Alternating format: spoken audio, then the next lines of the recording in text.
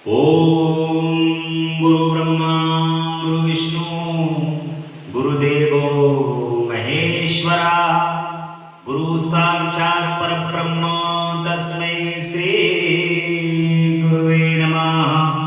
अखंड मंडलाकारं व्याप्तेन चराचरं तत्पदं दर्शितं देवं तं नमामि गुरुदेव।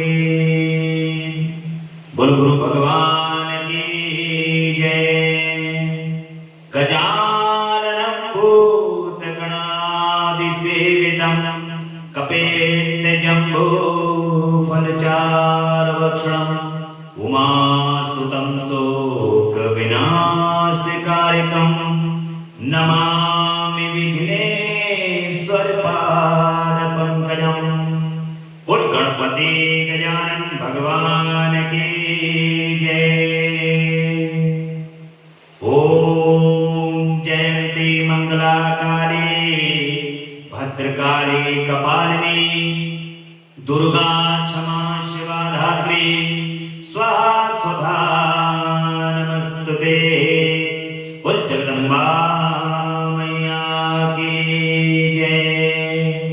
कर्पूर गौरम करुणावतारं संसारसारं भुजगेन्द्रहारं सदा वसन्तं हृदयारविन्दे भवं भवानी सहितं नमामि। ओम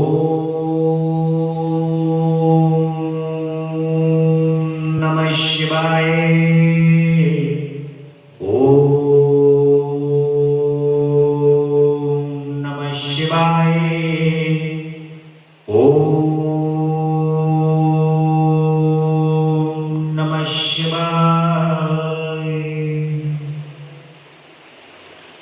भगवान श्री गुरुदेव की असीम अनुकंपा से माता पिता के आशीर्वाद आप सभी भक्तों के परम भाग्य के कारण जगदम्बा परांबा पराशक्ति के श्री चरण कमल में बैठ करके भगवान की अमृतमयी कथा को सुनते हुए आज 16वां दिवस है। मां ने और भगवान शिव ने परम कृपा करके अपनी सानिध्यता को प्रदान करने के लिए अपनी कथा के रूप में प्रकट हुए हैं। भगवान का ये स्वरूप कथा का स्वरूप है और बड़े अनंत काल से भगवान अपनी कथा के रूप में प्रकट होकर के भक्तों को परम आनंद प्रदान करते हैं। जो आपके हृदय में कथा को सुनकर के आनंद आ रहा है वो आनंद ही तो जगदम्बा और भगवान शिव है। जिस आनंद को सुन जो तुम अपने कानों से वो आनंद को सुनते हो और वो आनंद हृदय में पहुंचता है और उस हृदय से जो आपके नेत्र भगवान शिव और जगदम्बा के लिए सजल हो उठते हैं वही सजलता जगदम्बा परांबा पराशक्ति और भगवान शिव के परम स्नेह और उन्हीं का परम स्नेही स्वरूप है। एक भगवान का स्वरूप जो है जो आपके हृदय के अंदर जो प्रेम है वो प्रेम पिघल करके नेत्रों में समाहित हो जाता है। वो नेत्र के अंदर समाहित हो जाने वाले इस प्रेम को सजलता को ही भगवान शिव और जगदम्बा का एक स्वरूप सजल स्वरूप है जो बड़ी सहजता से आनंद जब आता है कथा में जब सुनने में जब आनंद आता है और हृदय द्रवित होकर के सजल नेत्र हो जाते हैं तो उस समय पर जगदम्बा और भगवान शिव के स्वरूप के सजल स्वरूप के दर्शन आपको प्राप्त होते हैं। वो परम आनंद तो बड़ा आनंद से बड़े प्रेम से और बड़े भाव से श्रद्धा से भगवान की ये कथा आप लोग सुन रहे हैं। जो लोग मैं लगातार देख रहा हूं YouTube के माध्यम से भी बहुत लोग इस कथा को सुन रहे हैं, परंतु जो साक्षात सशरीर इस कथा को बैठ करके सामने सुन रहे हैं, उन्होंने एक एक शब्द भगवान की इस कथा का उनके कान के अंदर पहुंच रहा है। क्योंकि देखिए, वीडियो का जो माध्यम होता है उसमें थोड़ा वीडियो रोक दिया, फिर थोड़ा सुन लिया, उससे मैं ये जरूर कहूंगा कि कथा तो सुन रहे हैं, कथा तो सुनने में कोई उनका दोहराए नहीं है, भगवान की कृपा से उनको कथा सुनने को मिल रही है, परंतु जो कंटिन्यूटी है, जो निरंतरता है, वो निरंतरता सामने बैठ करके कथा को सुनने का जो आनंद है, वो उसका अभी तक ऐसा साधन प्राप्त नहीं हो पाया है कि जो दूर बैठ करके भी उस साधन से व्यक्ति उसको सुन ले। परंतु भाव तो भाव है। अगर दूर बैठ करके भी आपने कथा को सुन लिया है और भाव उत्पन्न हो रहा है, तो आपको भी भगवान शिव और जगदम्बा की कृपा से उसका उतना ही पुण्य प्राप्त होगा। परंतु अपने मन को स्थिर करके, भगवान की कृपा को प्राप्त करके आप उसमें स्थिर हो जाएंगे। स्थिरता पूर्वक उस कथा को सुनिए जो आपके किसी माध्यम से आप तक पहुंची है और भगवान की कृपा आपको प्राप्त होती है। भगवान की कृपा से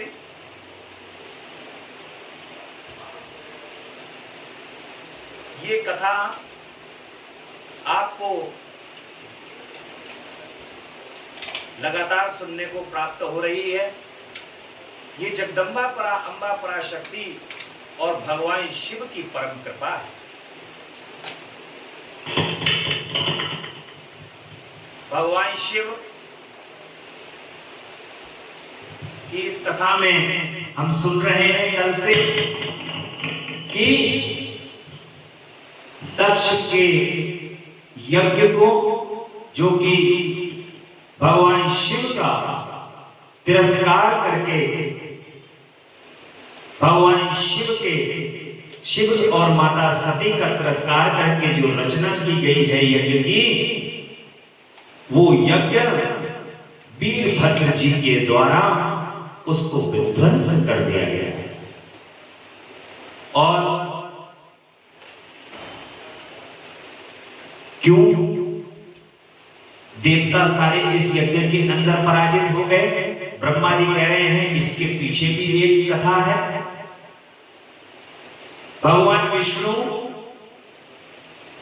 और सभी देवता इस युद्ध में क्यों पराजित हुए वीरभद्र से, इसके पीछे भी एक कथा है। क्योंकि भगवान विष्णु भी भगवान शिव का ही स्वरूप है, त्रिगुण देव है। फिर ऐसा क्यों हुआ? तो राजा शुभ की कहानी सुनाई है दधीची के साथ। और जब राजा शुभ कह रहे हैं कि राजा ही सर्वोपरि है, अन्यत्र उसके अलावा और कुछ नहीं है, तो दधीची को यह सुनकर के अत्यंत गुस्सा आता है और वो प्रण ले लेते हैं कि अब मुझे इसको बताना है कि राजा ही सर्वत्र सर्वज्ञ नहीं होता, ब्राह्मण सर्वज्ञ होते हैं। ऐसा वो कहने लगे। दोनों में युद्ध होता है, दधीची में और शुभ में। शुभ उन पे प्रहार कर देते हैं। शुक्राचार्य जी की मृत संजीवनी विद्या के द्वारा पुनर्जीवित होते हैं और मृत संजीवनी विद्या का शुक्राचार्य जी महाराज दधीची जी को अनुसरण करने के लिए कहते हैं। दधीची जी उनका अनुसरण करते हुए भगवान शिव को प्रसन्न कर लेते हैं और भगवान शिव प्रसन्न हो जाते हैं। पिनाकपाणी भगवान शिव प्रसन्न होकर के दधीची से कहते हैं कि मांगो, क्या वरदान मांगते हो? तो दधीची ऋषि जो दधीची थे ब्रह्म ऋषि थे, उनके केवल और केवल एक ही बात स्मरण थी, इसीलिए उन्होंने तपस्या की थी कि कैसे भी शुभ को परास्त करना है। और उन्होंने भगवान शिव से अभय होने का वरदान प्राप्त किया। किसी से भी मैं परास्त ना हो, कभी किसी से भय ना खाऊं, और इस तीनों लोगों के अंदर मेरी जो हड्डियां हैं वो वज्र के समान हो जाए। ऐसा भगवान शिव से दधीची ने वरदान मांगा है। और ऋषि दधीची के वरदान मांगने पर भगवान शिव ने प्रसन्नता पूर्वक उनको वरदान प्रदान कर दिया है।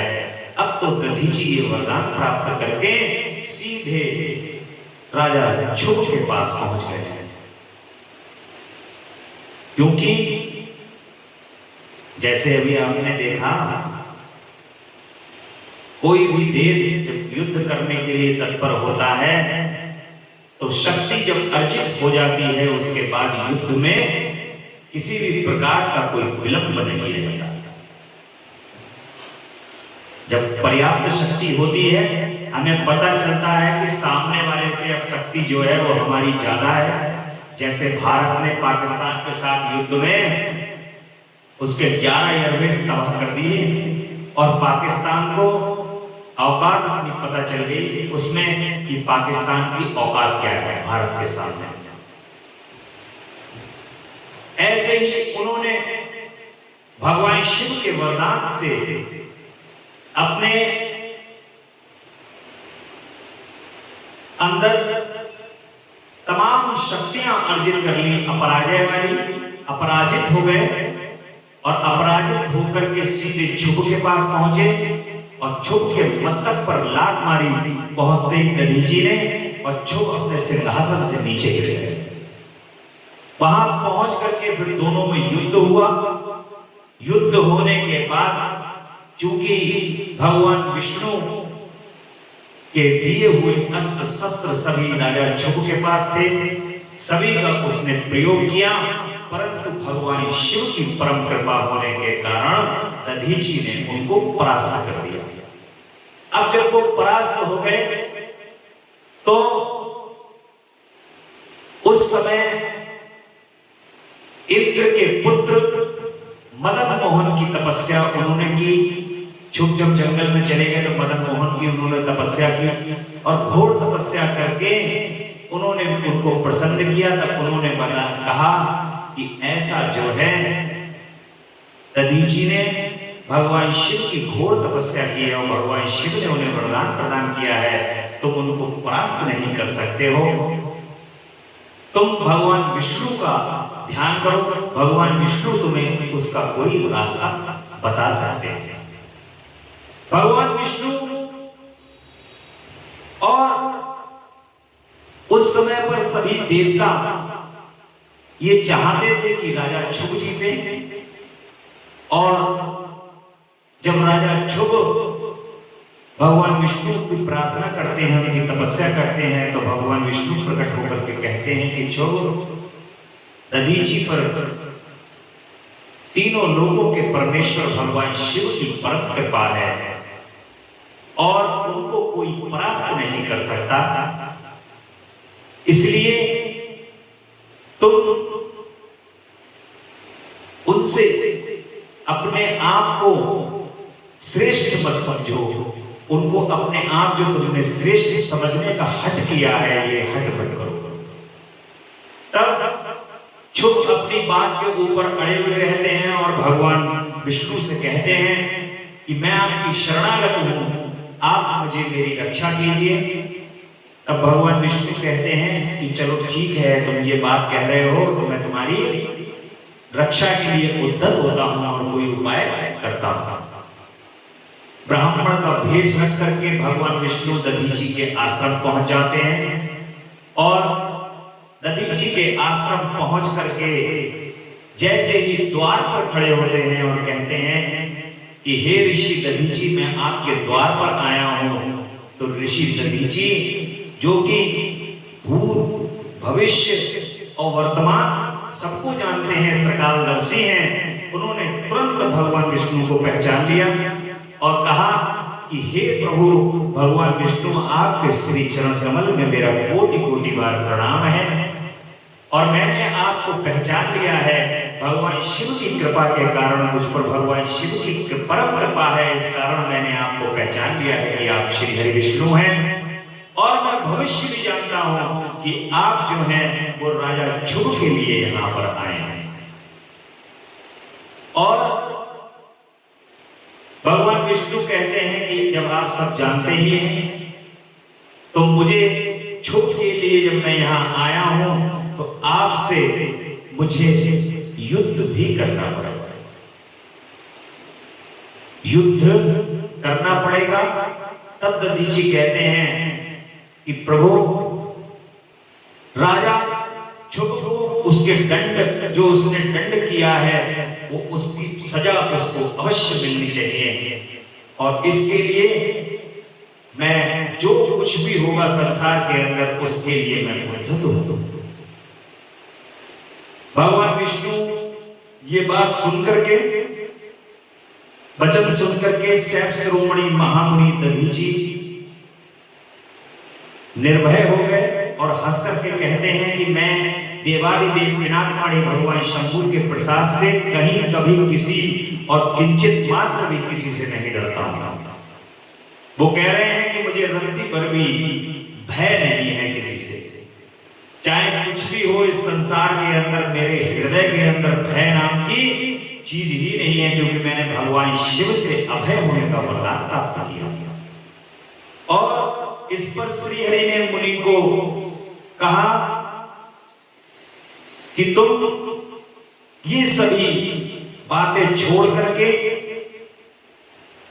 संतुष्ट हो जाओ। दधी जी भगवान विष्णु कह रहे हैं और ध्रुव को तुम एक बार ध्रुव के पास चले जाओ और ये कह दो कि मैं तुमसे छोटा हूं। भगवान विष्णु दधी जी से कह रहे हैं और दधी जी कहते हैं कि ये महाभाव माया को त्याग दीजिए, विचार करने से यह प्रतिज्ञा मात्र प्रतीत होती है। माधव मैंने सहस्त्रों दुर्विजय वस्तुओं को जान लिया है, आप मुझ में अपने सहित संपूर्ण जगत को मेरे अंदर देखिए। क्योंकि दधी जी स्वयं भगवान शिव का ही स्वरूप है और भगवान शिवमय हो गए हैं वो, इसलिए वो अपने अंदर तीनों लोगों के दर्शन सिखा रहे हैं। तब भगवान विष्णु कह रहे हैं कि तुम मेरे साथ जैसा मैंने उनको वचन दिया हुआ है उसके अनुसार मैं तो राजा ध्रुव को जो वचन दिया है वो पूरा करा करके ही रहूंगा, ऐसा भगवान विष्णु कह रहे हैं। और तदंतर ध्रुव अत्यंत दीन हो।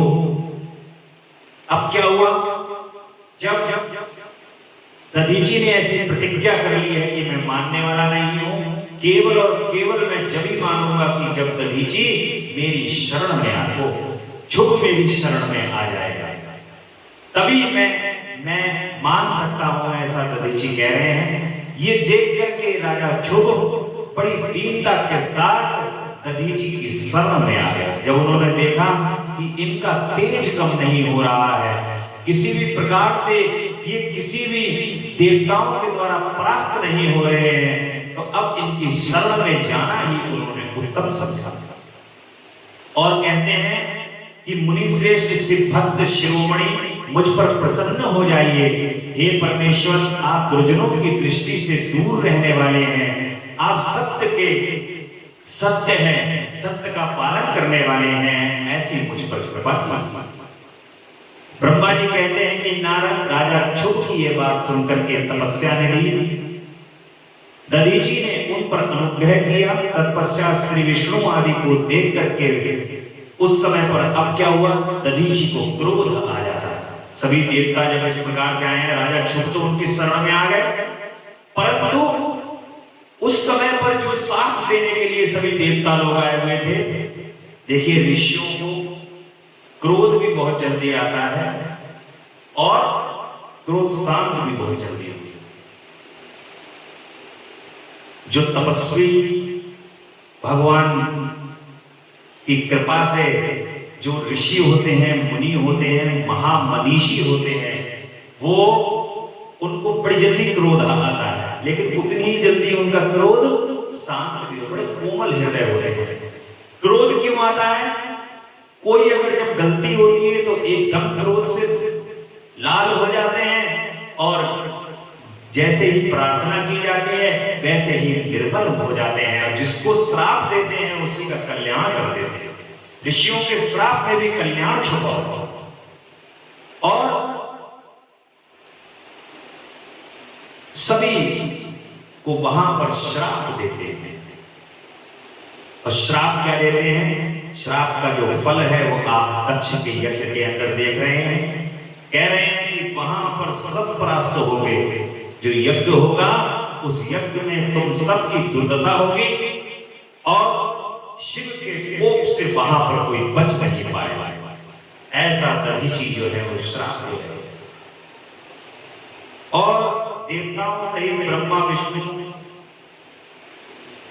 विष्णु लोक में जाकर के सभी देवताओं ने ब्रह्मा जी के साथ जब ये सब हो गया, तब उसके बाद सभी बैकुंठ चले गए, सभी भगवान विष्णु बैकुंठ चले गए, सभी देवता अपने अपने धाम को चले गए, और स्थानेश्वर की यात्रा करके जो स्थान है जहां पर ये सब कुछ हुई है घटना, उसको कहते हैं स्थानेश्वर।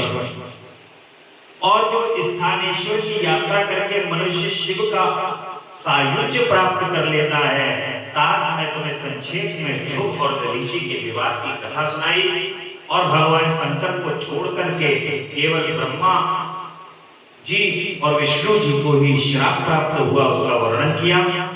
जो ध्रुव और दधीची के विवाद संबंधी इस प्रसंग का नित्य पाठ करता है वह अपमृत्यु को जीतकर देह त्याग के पश्चात ब्रह्मलोक को प्राप्त कर लेता है। और जो इसका पाठ करके रणभूमि में जाता है उसे कभी मृत्यु का भय नहीं होता और उसकी कभी पराजय नहीं होती। जो राजा ध्रुव और दधीची की इस कथा को सुनता है उसकी कभी पराजय नहीं होती। तो भगवान की कृपा सब पर है। देखिए, ये भी एक कथा है भगवान की। भगवान ने एक ऐसी कथा का निर्माण कर दिया है राजा ध्रुव की और दधीची की, कि जिस ध्रुव और भगवान दधीची की कथा को जो सुनेगा वो कभी पराजित नहीं होगा। ऐसी लीला है भगवान। और देवताओं सहित ब्रह्मा जी विष्णु लोक में जाकर के सभी देवताओं सहित ब्रह्मा जी विष्णु लोक में जाते हैं, क्योंकि ये कहानी तो यहाँ पर यज्ञ से संबंधित श्राप वाली थी। अब कहानी आ जाइए लौट करके दक्ष के यज्ञ में। दक्ष के यज्ञ से में जब ये सब कुछ घटना घट गई, दक्ष का शीश जो है वो काट दिया गया, उखाड़ लिया गया और ध्वंस कर दिया गया यज्ञ के अंदर ही। उस समय ब्रह्मा जी सभी देवताओं को लेकर के विष्णु लोक में पहुंच जाते हैं, वैकुंठ में पहुंच जाते हैं और भगवान विष्णु से प्रार्थना करते हैं कि प्रभु आप तो यज्ञ के स्वामी हैं और आप ही की कृपा से दक्ष ने ये यज्ञ का आयोजन किया था, इसको बचाइए। कैसे भी भगवान शिव से प्रार्थना कीजिए कि इस यज्ञ को बचा दें और भगवान शिव से क्षमा मांगने चलिए हम सबके साथ, ताकि ये यज्ञ जो है वो बच जाए। और पुत्र मोह के कारण, क्योंकि दक्ष मेरा पुत्र है और मुझे पुत्र का मोह है, वो कैसे भी जीवित हो जाए। ऐसा जो है ब्रह्मा जी कहने लगते हैं भगवान विष्णु से सभी देवताओं के साथ, और कैलाश पर्वत पर सभी देवताओं के सहित पहुंच जाते हैं। वहां पर पहुंच करके भगवान शिव की स्तुति करते हैं। सभी बड़ा सुंदर रमणीक है।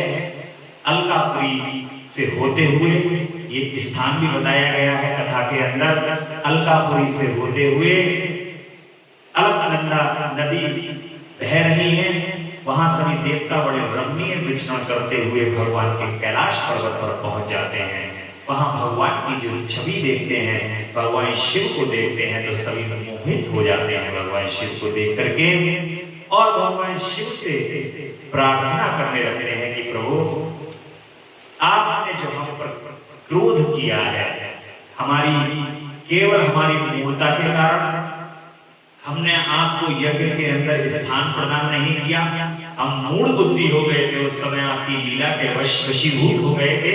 जो आप ये लीला कर रहे हो, उसी लीला के वशीभूत होकर के मूढ़ बुद्धि होते हुए हमने आपकी यज्ञ में स्थान न दिया। हे प्रभु, हमें पुनः वैसा ही कर दीजिए जैसे हम थे। हमारी सारी कांति चली गई है, देवताओं का यश खत्म हो गया है, जितने भी हमारे चेहरे के ऊपर आभा मंडल था वो सब सूख गया है। हे प्रभु, हम पर कृपा करो। ऐसे भगवान शिव से बारंबार सभी देवता प्रार्थना कर रहे हैं। भगवान शिव की प्रार्थना, भगवान शिव की जो प्रार्थना हो रही है, उससे पिनाकपाणी भगवान शिव बड़े प्रसन्न हो जाते हैं, और प्रसन्न होकर के सभी देवताओं से कहते हैं कि हे देवताओं, जो भी कार्य वहां पर हुआ है वो वीरभद्र जी ने मेरी आज्ञा से किया हुआ है, और जैसा कि यज्ञ का जो विध्वंस हुआ वो दक्ष को उस यज्ञ के विध्वंस की सजा प्राप्त हो चुकी है।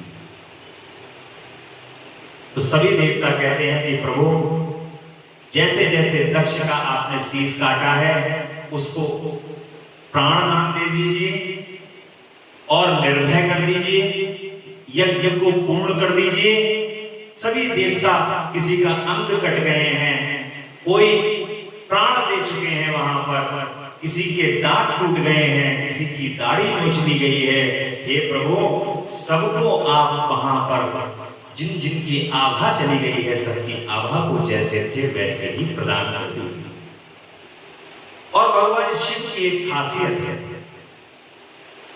किसी भी बात को अनुसरण कराने के लिए तो कोई वस्तु आपसे प्राप्त कर सकते हैं, परंतु पुनः भगवान जो चीज दे देते हैं उसको फिर कभी वापस नहीं लेते। हमेशा निर्भय जीवन, यश, कीर्ति, मान, सम्मान, भक्ति, प्रेम, आनंद, सुख सभी भगवान दे देते हैं, और उसको कभी पुनः भगवान ये नहीं कहते हैं कि लाओ ये मैंने तुम्हें दिया था तो मुझे ये वापस कर दो। वृद्धि कर देते हैं उसमें, परंतु कभी भगवान शिव की कृपा से वो कभी वापस नहीं लेते। इसलिए भगवान शिव जो मस्तक लिया है दक्ष का, जो प्राण लिए हैं वो प्राण वापस भी कर देंगे। भगवान शिव जब ले भी लेते हैं किसी कारणवश अहंकार के वशीभूत सामने वाले का, तो पुनः वो विनम्र हो जाने के बाद, बुद्धि नम्र होने जाने के बाद भगवान उसको पुनः सब कुछ वैसा ही वैभव वापस कर देते हैं। इसलिए भगवान कहते हैं कि देवताओं, तुम चिंता मत करो, भय मत खाओ, अब तुम निर्भय हो जाओ। दक्ष को बकरे का सिर लगा दूंगा, भगवान कह रहे हैं, और उसके बाद जो पूसा के दांत तोड़ दिए हैं वो दांत उसके वापस आ जाएंगे। प्रभु जी की जो दाढ़ी खींच ली है वो पुनः वैसे ही वापस आ जाएंगी, और सभी देवताओं के जिनके अंग भंग हो गए हैं वो सभी को वैसी प्राप्त हो जाएंगे। और भगवान इतना कहते ही सभी देवता लोग जो है वो निर्भय हो जाते हैं और कहते हैं कि प्रभु, आपका जो यज्ञ में स्थान है, हम अपना भी भाग आपको प्रदान कर रहे हैं, हमें कोई यज्ञ का भाग नहीं चाहिए, सारा भाग जितना भी है वो सब आपका ही है, हमें लेश मात्र भी उसके अंदर कुछ नहीं चाहिए। हमारा सब कुछ जो है वो तेरा, तुझको अर्पण, क्या लागे मेरा, हमारा कुछ नहीं है। हमने बहुत बड़ी यहाँ पर गलती की है जो अपना समझ लिया और आपको उसके अंदर भाग प्रदान नहीं। भगवान कह रहे हैं, भगवान शिव को तो कुछ चाहिए ही नहीं, वो मन चाहिए था देवताओं का, जो देवता अब दे रहे हैं इतना सब कुछ होने के बाद। तो उस समय पर भगवान कहते हैं कि ठीक है, तथास्तु, जैसा था वैसा ही होगा।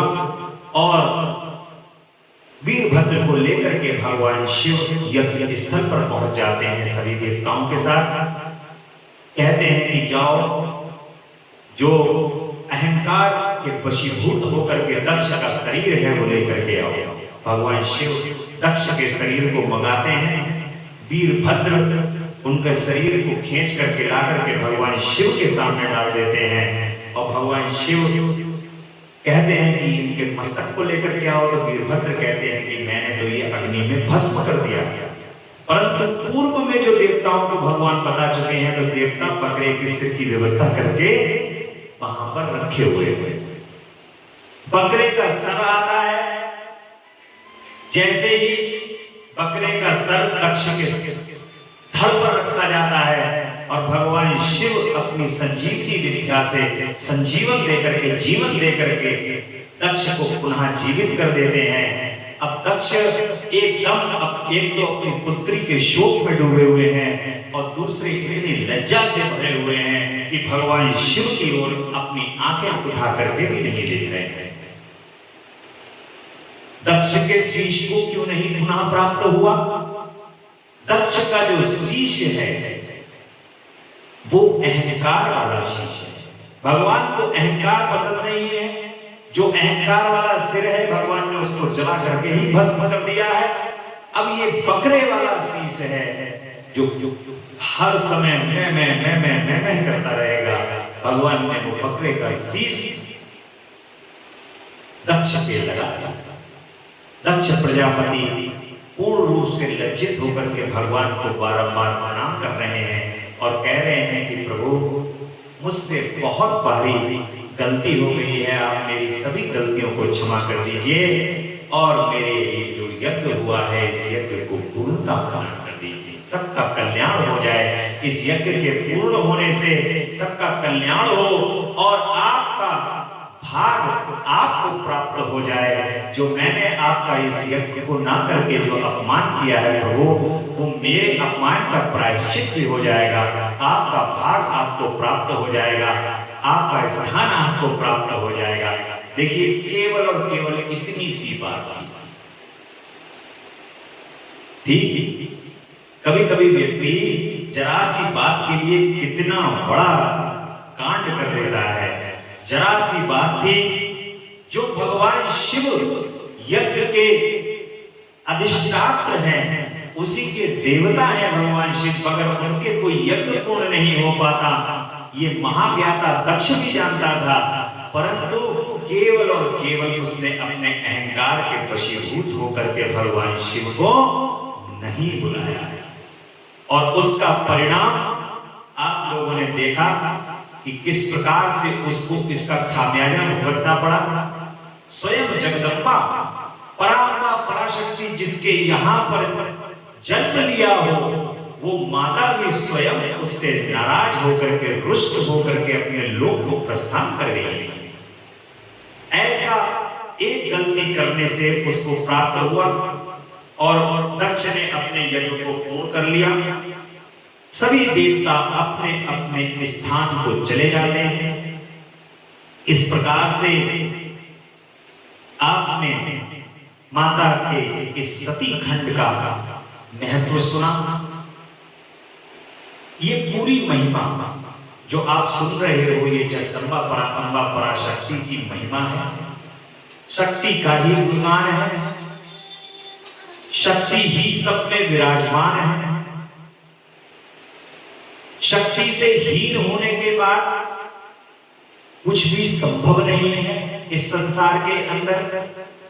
और ये समस्त संसार को मां सब सर्वप्रथम कोई भी देव हो, किन्हीं की भी पूजा की जाए, परंतु सर्वप्रथम यदि कोई भी व्यक्ति आपको कोई बात यदि कहता हुआ मिलेगा तो कहेगा कि क्या करना है, हमें शक्ति प्राप्त करनी है।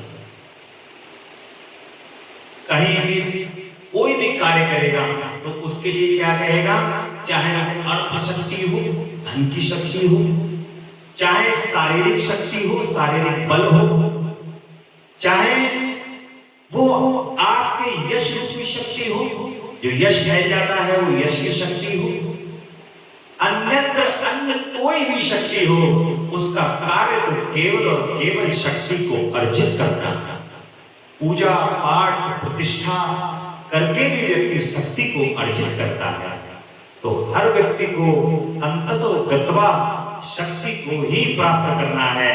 इसलिए शक्ति के बगैर इस संसार के अंदर अन्यत्र और कोई कार्य नहीं है, और शक्ति से ही ये संसार, संपूर्ण संसार शक्ति से ही चलता है। जो शक्ति संपन्न होता है वो शक्ति संपन्न होने वाले दूसरे व्यक्ति से डरता है। यूनाइटेड स्टेट ऑफ अमेरिका पूरी दुनिया के अंदर सब जानते हैं इसके बड़े आधुनिक हथियार हैं, तो उस पे शक्ति हथियारों की है, तो पूरी दुनिया उसके खिलाफ नहीं बोलती। तो उस शक्ति को अर्जित किए हुए है, इसलिए शक्ति के आगे पूरा विश्व नतमस्तक है, तीनों लोक नतमस्तक हैं। शक्ति से ही सब कुछ व्याप्त है, शक्ति में ही सब कुछ है। बोल जगदम्बा मैया की जय। भगवान की जगदम्बा अम्बा पराशक्ति का जो ये सती खंड है, इस उपाख्यान को, ये जो उपाख्यान है जो भोग और मोक्ष को देने वाला है।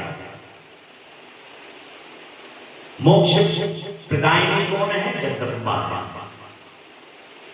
इस संसार में किसी भी प्राणी का जब मोक्ष होता है तो वो जगदम्बा की कृपा से प्राप्त होता है। ये मोक्षदायिनी, मोक्ष को प्रदान करने वाली है और भोग को भी देने वाली है। जो इस संसार के अंदर आप भोग भोग रहे हो, वो भोग भी जगदम्बा की कृपा से ही प्राप्त होता है। संपूर्ण कामनाओं को पूर्ण करने वाली है और उपाख्यान पाप को दूर करने वाली, पवित्र एवं परम पावन है।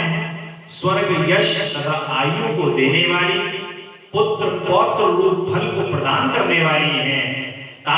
जो भक्तिमान पुरुष भक्ति भाव से लोगों को ये कथा सुनाता है या सुनता है, वह इस लोक को संपूर्ण कर्मों का पालन करके परलोक में परम गति को प्राप्त हो जाता है।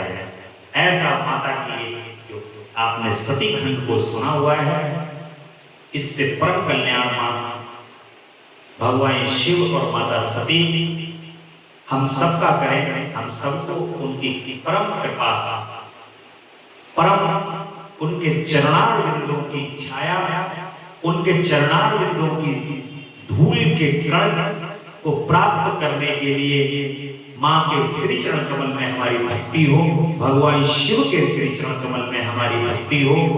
ऐसी हमारी बारंबार प्रार्थना है कि माता, हे शिव, हे भगवान शिव, हम ना तो भोग जानते हैं ना मोक्ष जानते हैं, हम तो कुछ जानते ही नहीं है।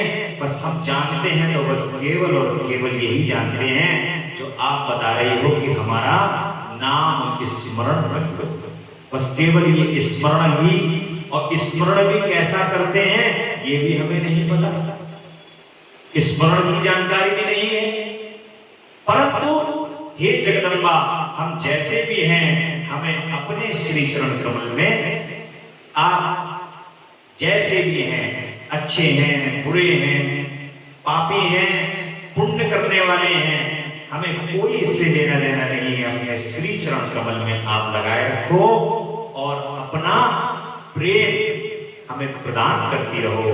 बोल जगदम्बा रानी की जय।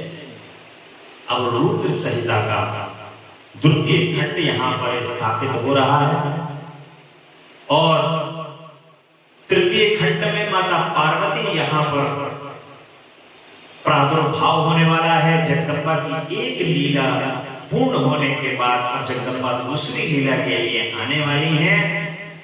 संपूर्ण भगवान शिव की जो लीला है वो जगदम्बा के साथ ही भगवान शिव की लीला है।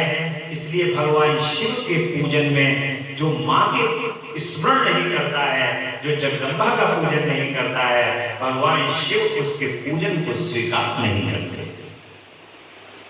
और जो मां के साथ भगवान शिव का स्मरण नहीं करता, उसके पूजन को जगदम्बा स्वीकार नहीं करते। इसलिए ये दोनों जो हैं वो एक दूसरे के पूरक हैं, एक ही हैं। मां भगवान शिव का जो आधा शरीर है वो भगवान शिव है, और आधा शरीर जगदम्बा है, जो अर्धनारीश्वर का रूप कहा जाता है भगवान का। बड़े प्रेम से और आनंद से भगवान का अर्धनारीश्वर भगवान के दर्शन व्यक्ति को करने चाहिए प्रतिदिन। और हिमालय के स्थावर जंगल विभिन्न स्वरूप और दिव्य तत्व का वर्णन नैना के साथ उनका विवाह होता है, और नैना आदि को पूर्व जन्म में प्राप्त किए हुए संकादिक के श्राप और वरदान का यहाँ पर कथन सुनाया है। नारद जी कहते हैं कि हे ब्रह्मा जी, पिता के यज्ञ में अपने शरीर का परित्याग करके दक्ष कन्या जगदम्बा सती किस प्रकार गिरिराज हिमालय की पुत्री हुई। माता जी वहां से तो स्थान छोड़ दिया, अब वहां से आकर के किस प्रकार से हिमालय के यहाँ आई है, और किस तरह अत्यंत उग्र तपस्या करके उन्होंने पुनः शिव को ही पति के रूप में प्राप्त कर लिया। ये मेरा प्रश्न है, आप इसे भली भांति और विशेष रूप से प्रकाश डालिए प्रभु। ब्रह्मा जी कहते हैं कि नारद जी, तुम पहले पार्वती माता के जन्म विवाह और अन्य भक्ति पूर्वक पावन चरित्र को सुनो। मुनि श्रेष्ठ, उत्तर दिशा में पर्वतों के राजा हिमवान नामक महान पर्वत है, जो महातेजस्वी और समृद्धशाली हैं। उनके दो रूप प्रसिद्ध हैं, स्थावर और दूसरा जंगम। हिमालय के दो रूप हैं, एक स्थावर और एक जंगम। मैं संक्षेप से उसके सूक्ष्म स्थावर रूप का वर्णन करता हूं। वह रमणीय पर्वत नाना प्रकार के रत्नों का आकार और पूर्व तथा पश्चिम समुद्र के भीतर प्रवेश करके इस तरह खड़ा है कि मानो भूमंडल को नापने के लिए कोई मानदंड हो। वह नाना प्रकार के वृक्षों से व्याप्त है और अनेक शिखरों के कारण विचित्र शोभा से संपन्न है। सिंह व्याघ्र पशु सदा सुखपूर्वक उनका सेवन करते हैं, और हिम का जो वे भंडार ही है, इसलिए अत्यंत उग्र जान पड़ते हैं। भांति भांति के आश्चर्यजनक दृष्टियों से उनकी विचित्र शोभा बढ़ रही है। बड़े सुंदर है हिमालय पर्वत तो आपने देखा होगा, और हिमालय की छाया में ही हम भारतवासी हैं सब। शिव को, भगवान शिव को ये जगह बहुत प्रिय है, हिमालय प्रिय है बहुत, और तपस्या करने का स्थान है। स्वरूप से ही वे अत्यंत पवित्र हैं और महात्माओं को भी पावन कर देते हैं। तपस्या में वे अत्यंत शीघ्र ही सिद्धि को प्रदान कर लेते, प्राप्त कर लेते। हिमालय पर्वत पर इतनी शांति है, इतनी पवित्रता है कि वहां पर जो ऋषि हैं, मुनि हैं, महात्मा लोग हैं, जब पहुंचते हैं अपने मन को एकाग्र करके बड़ी शीघ्र ही सिद्धि को प्राप्त कर लेते हैं। अनेक प्रकार के धातुओं की खान है। वहीं दिव्य शरीर धारण करके सर्वांग सुंदर रमणीय देवता के रूप में भी वहां पर देवता लोग स्थित रहते हैं। शरीर को धारण जो देवता कर लेते हैं वो हिमालय की तलहटी के अंदर ही रहते हैं जाकर के, जो मनुष्यों की पहुंच से दूर। कभी कभी आपने देखा होगा, कुछ लोग कहते हैं कि बड़ा विचित्र सा व्यक्ति कोई चलता हुआ दिखाई दिया, वो सब कुछ देवताओं का ही स्वरूप होता है, जो वहां समय करोड़ों वर्षों से उस स्थान पर तपस्या कर रहे हैं। वही दिव्य शरीर धारण करके सर्वांग सुंदर रमणीय हो जाते हैं। भगवान विष्णु का अविकृत अंश है, इसीलिए वे शैलराज साधु संतों को अधिक प्रिय है। हिमालय जो है वो साधु संतों को अधिक प्रिय हो जाते हैं। एक समय गिरिवर हिमवान ने अपनी कुल परंपरा की स्थिति और धर्म की वृद्धि के लिए देवताओं तथा पितरों का हित करने की अभिलाषा से अपना विवाह करने की इच्छा की। मुनीश्वर उस अवसर पर संपूर्ण देवता अपने स्वार्थ का विचार करके दिव्य पितरों के पास आकर के उनसे प्रसन्नता पूर्वक देवता कहते हैं कि हे पितरों, आप सब लोग प्रसन्न चित्त होकर हमारी बात सुने। यदि देवताओं का कार्य सिद्ध करना है, आपको भी अभिष्ट हो शीघ्र वैसा ही करें। आपकी ज्येष्ठ पुत्री जो मैना नाम से प्रसिद्ध हैं, वह मंगल रूपिणी हैं, उनका विवाह आप लोग अत्यंत प्रसन्नता पूर्वक हिमवान पर्वत से कर दीजिए। माता मैना का रिश्ता जो है वो हिमवान से करने के लिए देवता लोग उद्यत होते हैं। ऐसा करने पर आप सब लोगों को सर्वदा महान लाभ होगा और देवताओं के दुखों का निवारण भी पग पग पर होता रहेगा। सभी देवता केवल अपने कार्य में सिद्ध रहते हैं और अपने कार्य को सिद्ध करने को उनको पता है कि मैना की जो पुत्री होंगी वो माता पार्वती होंगी। माता स्टोरी देखिए, सबको ब्रह्मा जी बता देते हैं पहले, क्योंकि ब्रह्मा जी त्रिकालदर्शी हैं, उनको पता रहता है कि ये सब कुछ होने वाला है। अगर ऐसा नहीं होगा तो इसमें बाधा है, तो देवता फिर इसी प्रयास में लग जाते हैं कि कैसे ही ये कार्य संपन्न कराया जाए। और जब हिमवान की और मैना की विवाह होगा, तब फिर उसके बाद जगदम्बा प्रकट होंगी। जगदम्बा प्रकट होंगी तो घोर तपस्या करेंगी, फिर भगवान शिव को प्राप्त होंगी। जब तक वो भगवान शिव को प्राप्त नहीं होंगी, तब तक उनके पुत्रों की उत्पत्ति नहीं होगी, और पुत्रों की उत्पत्ति होगी तो उसके बाद इन बड़े बड़े राक्षसों का वध होगा। और ये जो प्रकृति है जो कुमला गई है, वो पृथ्वी को, इस प्रकृति को नई जान जगदम्बा भगवान शिव के साथ जब तक संयोग नहीं होगा, तब तक ये प्राप्त नहीं होगा। जो देवताओं का बल क्षीण हो गया है, ये बल भी नहीं प्राप्त होगा। देवताओं की ये बात सुनकर के पितरों ने परस्पर विचार करके स्वीकृति दे दी और अपनी पुत्री मैना को विधि पूर्वक हिमालय के हाथ में दे दिया। उस परम मंगलमय विवाह में बड़ा उत्सव मनाया गया। मुनीश्वर नारद मैना के साथ हिमालय के शुभ विवाह का वह सुखद प्रसंग मैंने तुमसे प्रसन्नता पूर्वक कहा है।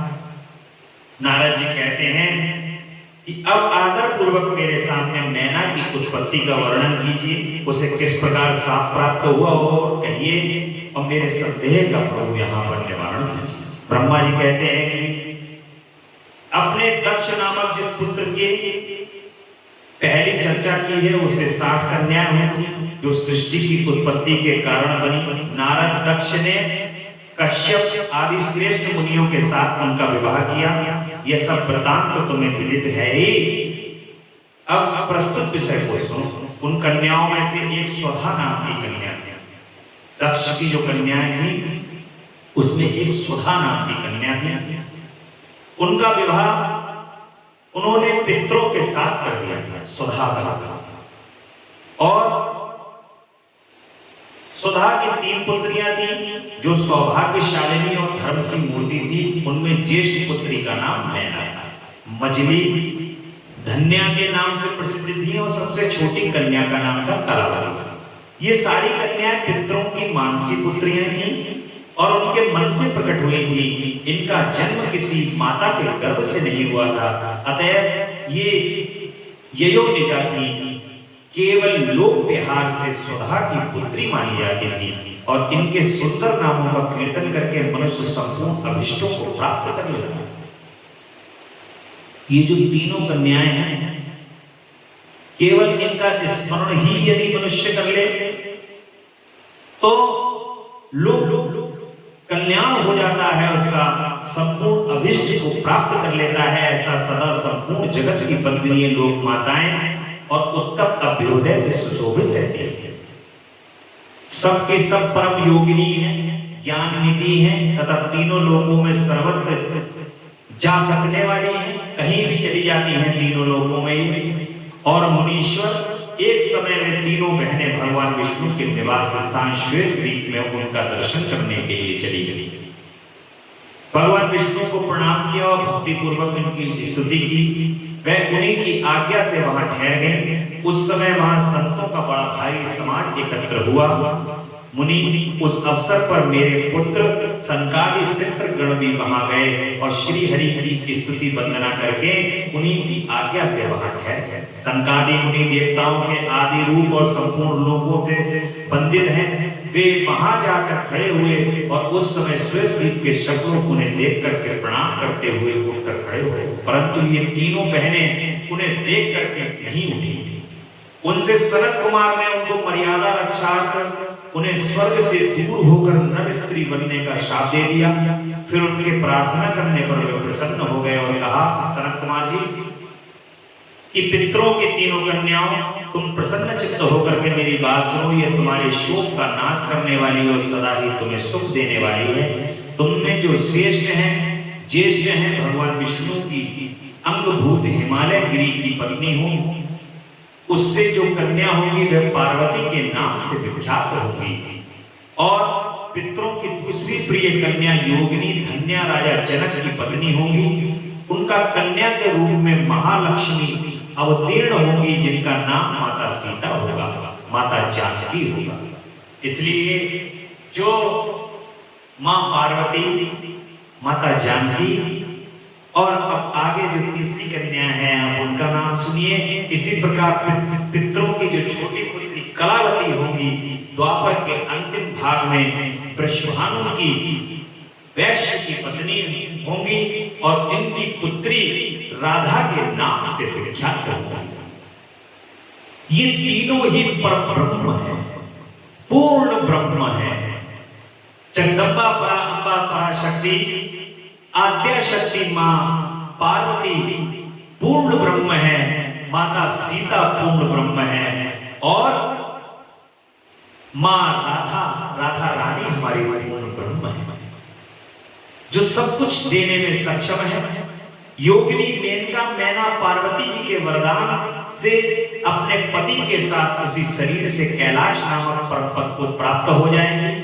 धन्या तथा उनके पति जनक कुल में उत्पन्न हुए जीवोन्मुक्त महायोगी राजा लक्ष्मी स्वरूपा सीता के प्रभाव से वैकुंठ धाम में जाएंगी और वृषभानु के साथ वैवाहिक मंगल संपन्न होने के साथ जीवनोन्मुक्त योगिनी कलावती भी अपनी कन्या राधा के साथ गोलोक धाम में जाएंगे। मां के ये तीनों जो स्वरूप हैं, माता पार्वती, माता सीता और श्री राधा रानी का जो ये स्वरूप है, ये परम कल्याणकारी, परम मंगलकारी और भक्तों को परम धन्यता को प्रदान करने वाला है। ये केवल मात्र इन तीनों माताओं का केवल स्मरण कर लेने से ही, नाम तो जिह्वा से लेना बहुत दूर की बात है, केवल और केवल सच्चे मन से केवल स्मरण ही कर लोगे तो हमारी जगदम्बा जो है वो अंधा धन दरबार वाली है। वो ये नहीं देखती कि कौन कैसा है, कौन कैसा नहीं है। तुम नहाए धोए हो, तुम्हारे मन पाप से मुक्त है, क्या तुमने कोई तपस्या की है, क्या तुम कोई पूजन सामग्री लेके आए हो, वहां ये सब कुछ नहीं देखा जाता।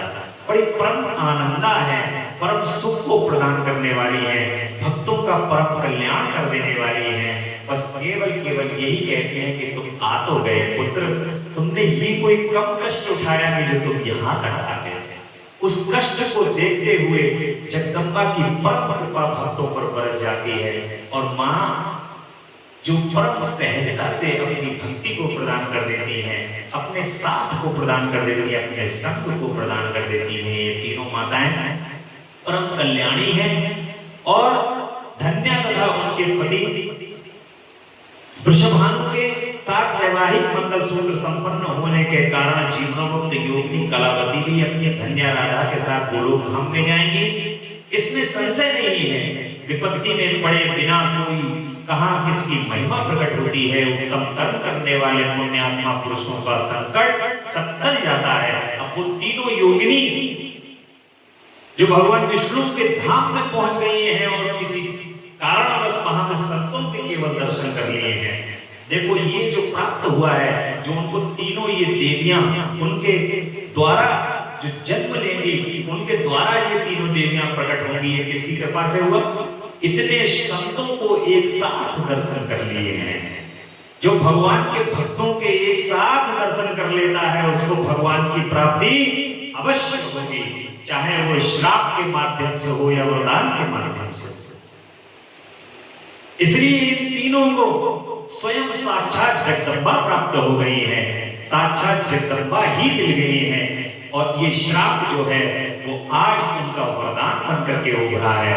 और इसलिए पुण्यात्मा पुरुषों का संकट सब टल जाता है जब दुर्लभ सुख की प्राप्ति होती है। सारे संकट दूर हो जाते हैं जब दुर्लभ सुख मिलता है।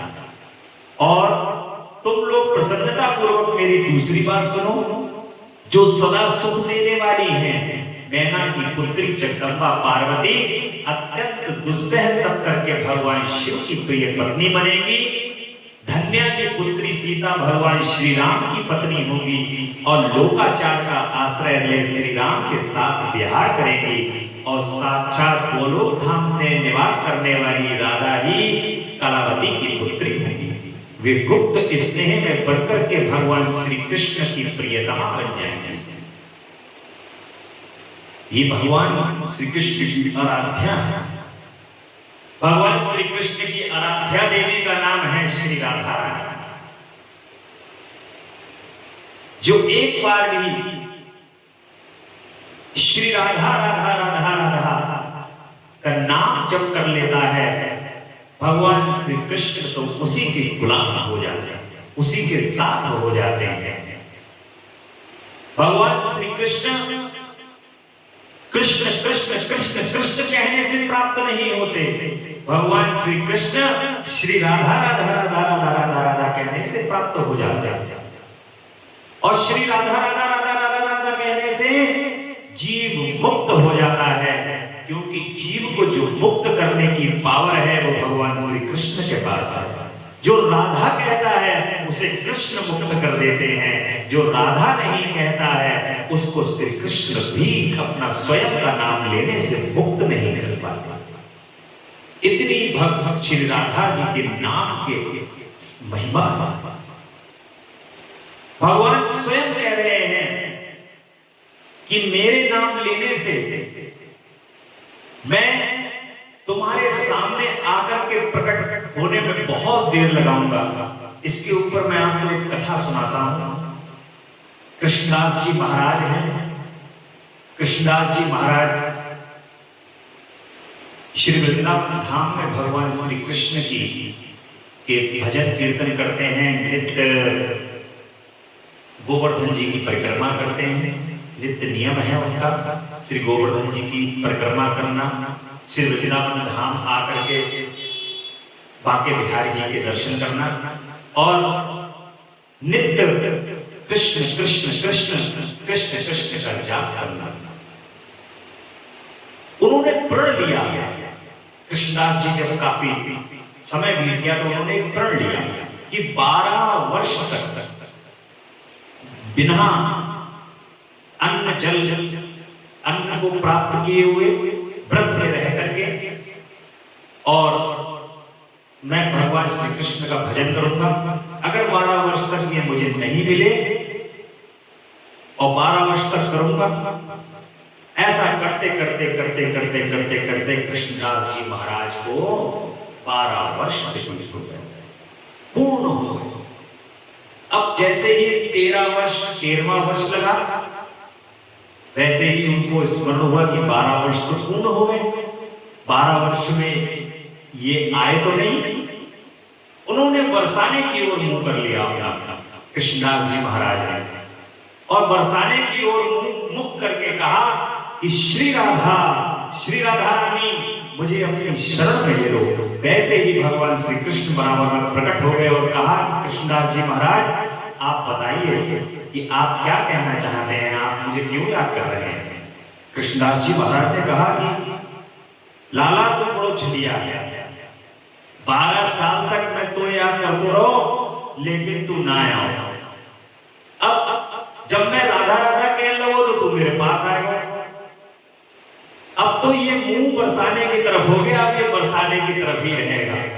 और भगवान श्री कृष्ण पास में खड़े हुए हैं। कृष्णदास जी महाराज श्री राधा श्री राधा श्री राधा करते हुए बरसाने की ओर भागने लगे वृंदावन से, और भगवान श्री कृष्ण पीछे पीछे भाग रहे हैं। कह रहे कृष्णदास मेरी बात तो सुनो, बात तो सुनो। कृष्णदास जी उनको पता है कि परम शक्ति श्री राधा रानी के पास ये कृष्णदास जा रहे हैं और भगवान पीछे पीछे भाग रहे हैं और कृष्णदास आगे आगे भाग रहे हैं।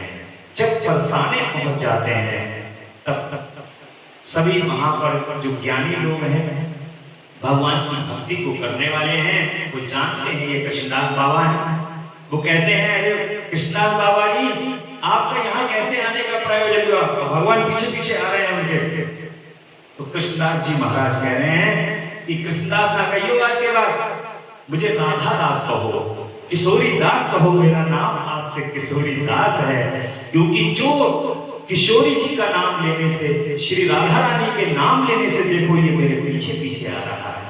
इतना जिसके नाम के अंदर बल है, जितना इनके नाम के अंदर बल है, जितना बरसाने के अंदर बल है, वो आज मैंने 12 साल की तपस्या के बाद, 12 साल भगवान के नाम लेने के बाद जो नहीं प्राप्त हुआ, वो मुझे एक बार श्री राधा रानी का नाम बरसाने की ओर मुंह करके प्राप्त हो गया। और ये श्री कृष्ण, ये कृष्ण जो कृष्णदास कृष्ण का गुलाम है, आज वो मेरे पीछे पीछे भागा, जिसके पीछे 12 साल से मैं भाग रहा था, आज वो मेरे पीछे पीछे भागा। तो श्री राधा रानी के नाम के महत्व को वहां पर श्री कृष्णदास जी महाराज ने प्रकट किया है। ऐसी हमारी लाडली है श्यामा जो है, परम आनंद को देने वाली है। बोलो भक्त वत्सला की जय। और ब्रह्मा जी कहते हैं कि नारद इस प्रकार शाप के ब्याज से दुर्लभ वरदान मिल गया और सबके द्वारा प्रशंसित भगवान सनत कुमार मुनि भाइयों सहित वही अंतर ध्यान हो गए और पितरों की मानसिक पुत्री वे तीनों बहनों इस प्रकार शाप मुक्त हो सुख पाकर तुरंत अपने घर को चली जाती हैं। और देवताओं का हिमालय के पास जाना और उनके संस्कृत हो उनके उमाराधन की विधि बता करके स्वयं ही एक सुंदर स्थान में जाकर के उनकी स्तुति की। महामते, आपने मैना के पुनर्जन्म की ये सुख और अद्भुत कथा कही है, विवाह का प्रसंग भी मैंने सुन लिया है। अब आगे के उत्तम चरित्र का आप वर्णन कीजिए। ब्रह्मा जी ने कहा कि नारद अब मैना के साथ विवाह करके हिमवान घर को चले गए और तीनों लोगों में बड़ा भारी उत्सव हो रहा है। इस विवाह का उत्सव जगदम्बा के आने की ये आहट है, इसलिए ये उत्सव और महत्वपूर्ण है। और हिमालय भी अत्यंत प्रसन्न हो मैना के साथ सुखदायक सदन में निवास करने लगे हैं। मुनि उस समय श्री विष्णु आदि समस्त देवता और महात्मा गिरिराज के पास गए और उन सब देवताओं को आया देखकर महाहिमगिरि ने प्रसन्नता पूर्वक उन्हें प्रणाम कर अपने भाग्य की सराहना करते हुए भक्ति भाव से उन सबका आदर सत्कार किया।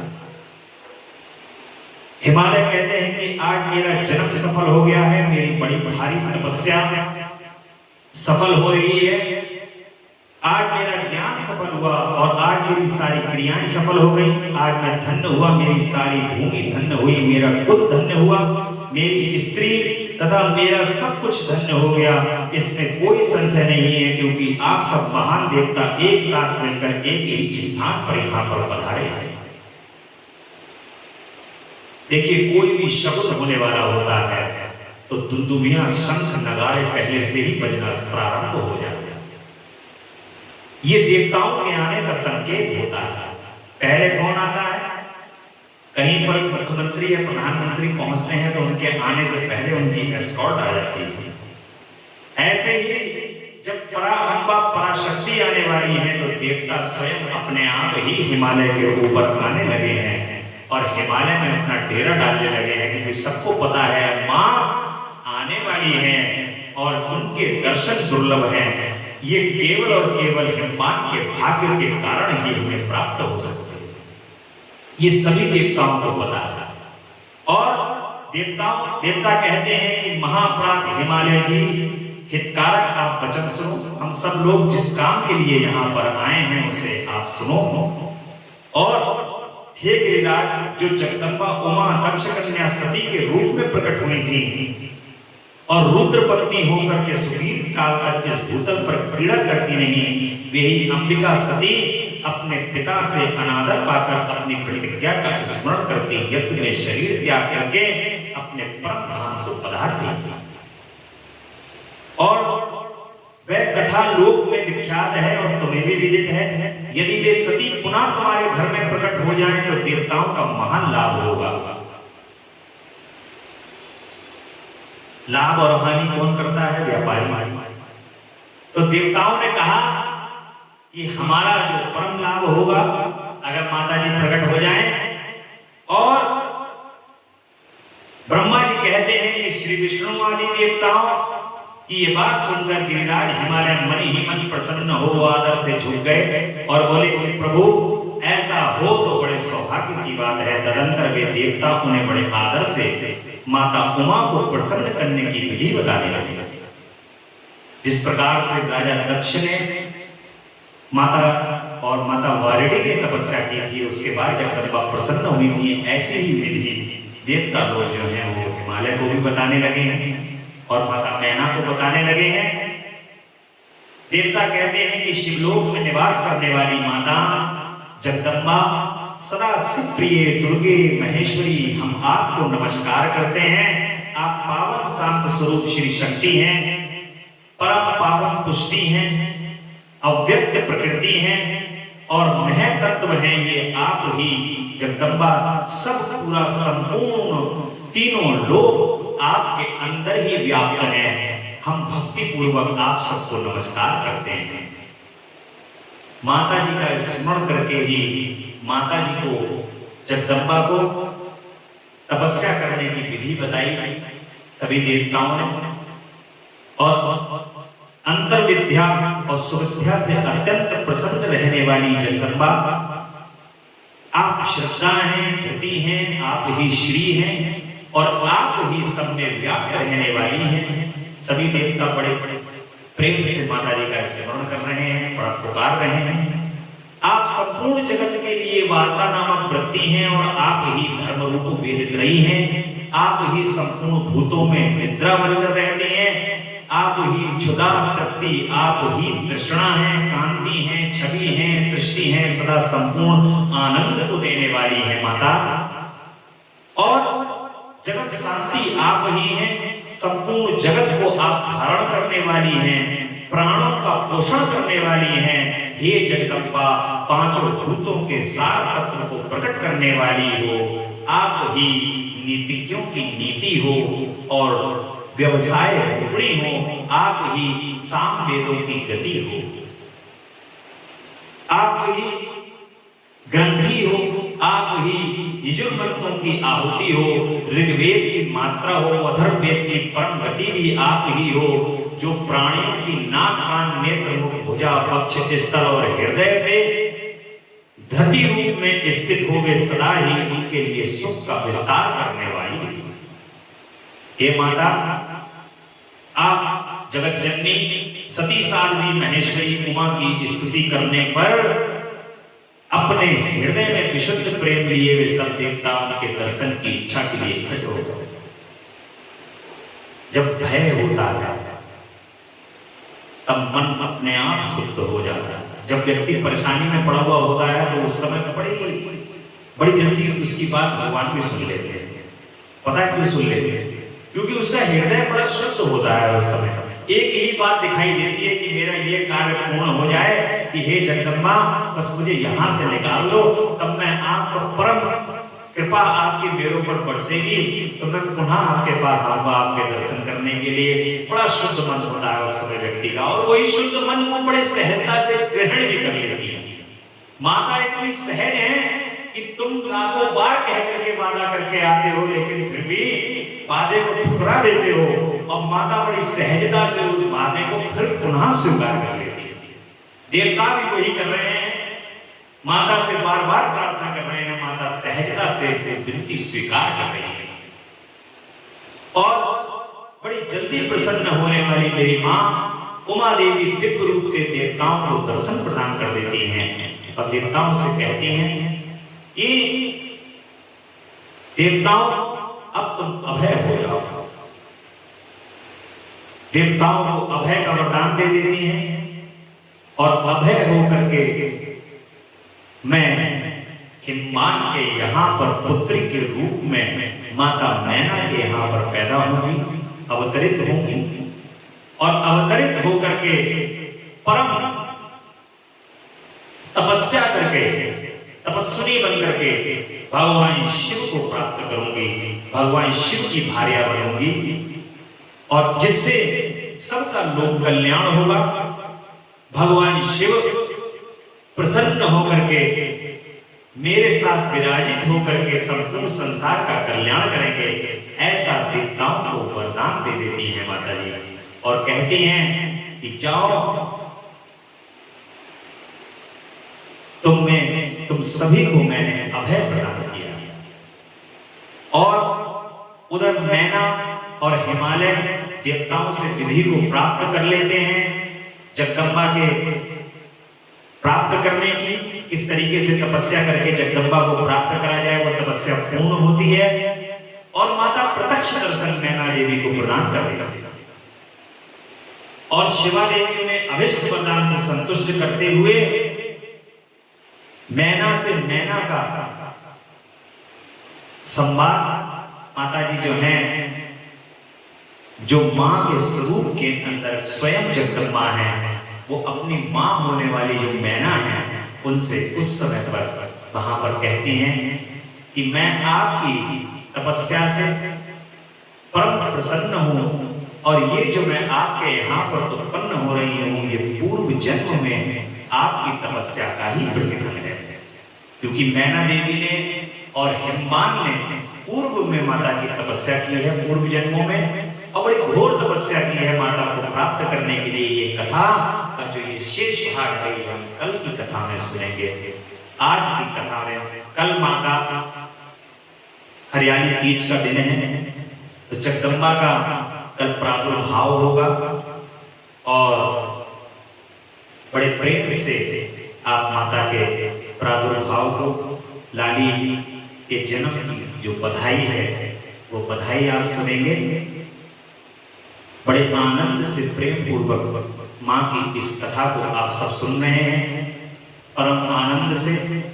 बोल जगदम्बा रानी की जय, अम्बा मैया की जय। बोलो हर हर महादेव, हर हर महादेव, शिव शंभो कैलाशपति। बड़े प्रेम से भगवान शिव के नाम का उच्चारण करेंगे। तेरा पल पल बीता जाए, मुख से जप ले नमः शिवाय। तेरा पल पल बीता जाए, मुख से जप ले नमः शिवाय। ओम नमः शिवाय, ओम नमः शिवाय, ओम नमः शिवाय, ओम नमः शिवाय। शिव शिव नाम हृदय से जप लो, मन मंदिर का पर्दा खोल। शिव शिव नाम हृदय से जप लो, मन मंदिर का पर्दा खोल। तेरी आयु निष्फल जाए, मुख से जप ले नमः शिवाय। तेरी आयु निष्फल जाए, मुख से जप ले नमः शिवाय। ओम नमः शिवाय, ओम नमः शिवाय, ओम नमः शिवाय, ओम नमः शिवाय। नमः शिवाय, नमः शिवाय, नमः शिवाय, नमः शिवाय, नमः शिवाय, नमः शिवाय, नमः शिवाय, नमः शिवाय। ये दुनिया पंछी का मेला, मानव दूर जाए अकेला। ये दुनिया पंछी का मेला, मानव दूर जाए अकेला। सगे संबंधी सब रह जाए, मुख से जप ले नमः शिवाय। सगे संबंधी सब रह जाए, मुख से जप ले नमः शिवाय। ओम नमः शिवाय, ओम नमः शिवाय, ओम नमः शिवाय, ओम नमः शिवाय। मुसाफिरी जब पूरी होगी, चलने की मजबूरी होगी। मुसाफिरी जब पूरी होगी,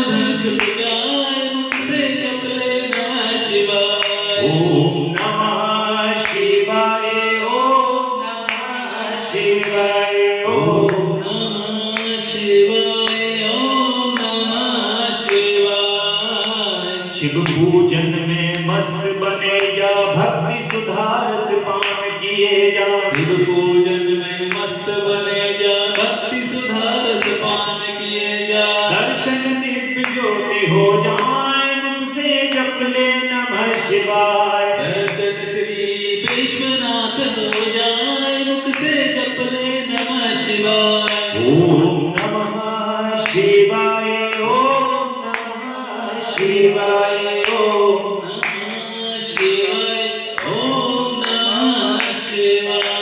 तेरा पल पल बीता जाए, मुख से जप ले नमः शिवाय। तेरा पल पल बीता जाए, मुख से जप ले नमः शिवाय। ओम नमः शिवाय, ओम नमः शिवाय।